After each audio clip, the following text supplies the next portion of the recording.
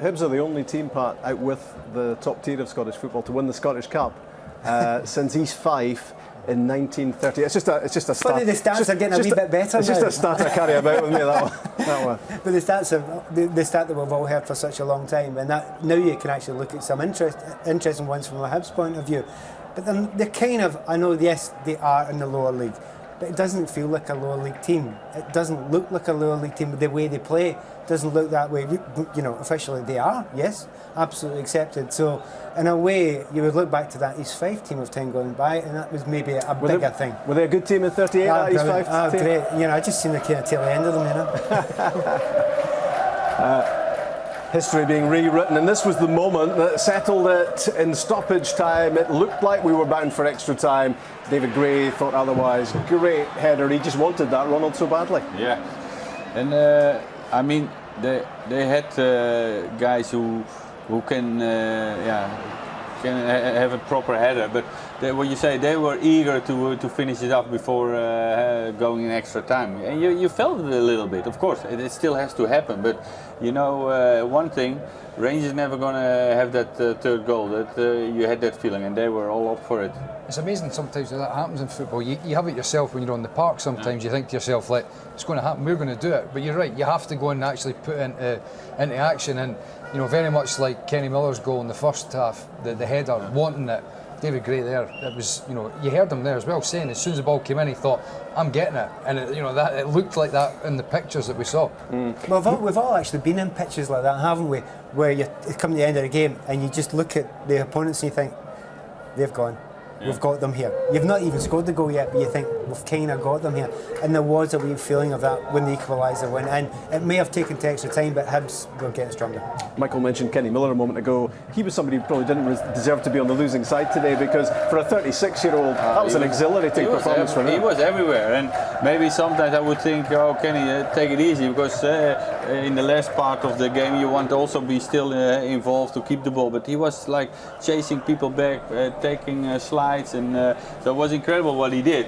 So for him it was quite harsh not to lift the trophy, but still, if I see all the chances that Hibs had today, I think they were deserved winners. So the moment is almost then with us.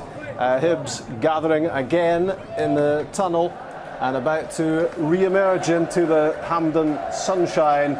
Not one Hibs fan has left. They all want to be here and to cherish the moment that their team finally wins the Scottish Cup for the first time since 1902. 3-2 it was, with David Gray getting that stoppage time winner. I'm just looking at it, the referees will even get a round of applause. The police got one 5 minutes ago. That would change the habits of a lifetime if the referee and the assistants got an applause as well. Oh, a wee word for the refs though. I mean, hardly any bookings. Yeah. I thought they managed the game well. They gave, I think, two bookings. Yeah, there was very few. Simplest terms, we never spoke about them. Exactly. That's what we want to hear. Yeah. Well done, lads. OK, for the presentation ceremony then, as referee Stephen McLean gets his award for the afternoon. It's back to Craig and back to Liam. Cheers, Rob. Yeah, Stephen McLean had a good afternoon today, you have to say. Him and his officials who are all there. Stephen McLean, David McGeechy, Andrew McWilliam, the two assistant referees. Bobby Madden, the fourth official, John Beaton and Andrew Dallas, who were the extra officials behind the line. But shortly, the stage will be free for Alan Stubbs and his Hibs players, who will now be immortalised. Last time they won it, 1902. Under Irishman Dan McMichael. Harry Rennie was the goalkeeper. Archie Gray, Robert Glenn, Bernard Breslin, Jimmy Harrower, Alex Robertson, Johnny McCall, Andy McGeechan, who got the goal, John Divers, Paddy Callaghan, Welshman Bobby Atherton. 1-0 victory over Celtic. For those, you can now read Conrad Logan, David Gray, Paul Hanlon, Liam Fontaine, Fraser Fivey, Dylan McGeoch, Lewis Stevenson, John McGinn, Darren McGregor, Anthony Stokes, Jason Cummings. The substitutes who came on today: Liam Henderson, James Keatings and Nicholas Gunnarsson. Hibernian's 14th Scottish Cup final. They've featured in 3 of the last 5. The last 2, well, they can forget about them now. 5-1 to Hearts and 3-0 to Celtic. They don't matter anymore. Not for Hibs. This is them now onto a 3rd triumph in this tournament. It puts them alongside Kilmarnock, Vale of Leithen, Clyde and St Mirren. They just had to wait a fair bit of time between Scottish Cup win number 2 and number 3, Craig Patterson. Yeah, well, I can name the famous 5 team 1 to 11. I could give you Turnbull's Tornadoes.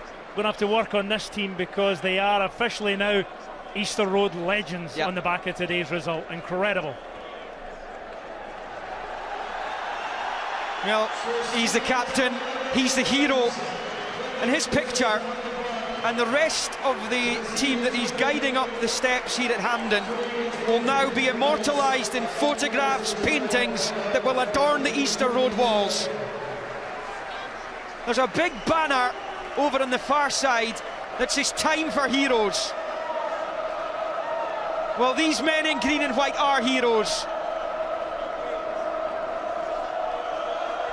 because the hoodoo to end all hoodoos is over. Hibernian have won the Scottish Cup. It is not a dream, it is reality.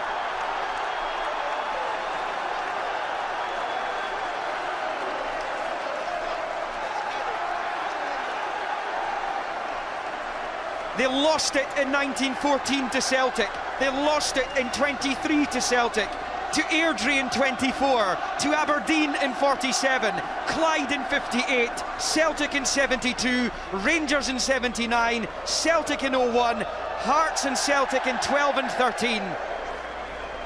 But in 2016, the sunshine shines down on these Hibernian players as they hold aloft the oldest of national trophies. Craig, let's be honest, you from a big High B background, what does this mean to anyone connected with the club, from supporters to boardroom? The jokes are over for a start. The what happened since Hibs won the cup jokes, they're all put to the back of everybody's mind. It's been a long, long run.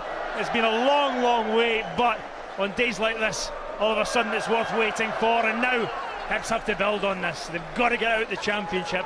They've got European football to look forward to next season as well. Great sight there, Darren McGregor, who's a big Hibbie as well, holding the trophy aloft. He's had 2 particularly gruesome injuries to contend with in his career, John McGinn and Liam Henderson, who both had fine seasons. Liam Henderson on loan from Celtic. A wonderful day for Hibernian Football Club. From Duke Street to Ocean Terminal, Leith Walk to Leith Links, Constitution Street to Easter Road. What a party it's going to be tonight. Oh, that end of Edinburgh will be absolutely jumping. It has been a long, long wait, and they deserve to celebrate. They've come to Hampden time after time after time and had to trudge back along the A8 after yet another defeat. Today is a day that every Hibs fan is going to remember. Special cheer for Alan Stubbs, who was on the big screens here as well. The SFA president, Alan McRae, congratulating Alan Stubbs, who has guided Hibernian to the Scottish Cup.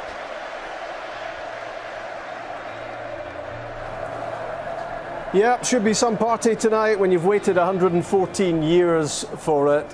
Hibs have won the Scottish Cup. Thanks a lot to Michael and Pat and Ronald de Boer as well in the studio. A momentous day for Hibs at Hampden. From all of us involved in this Scottish Cup final, bye for now.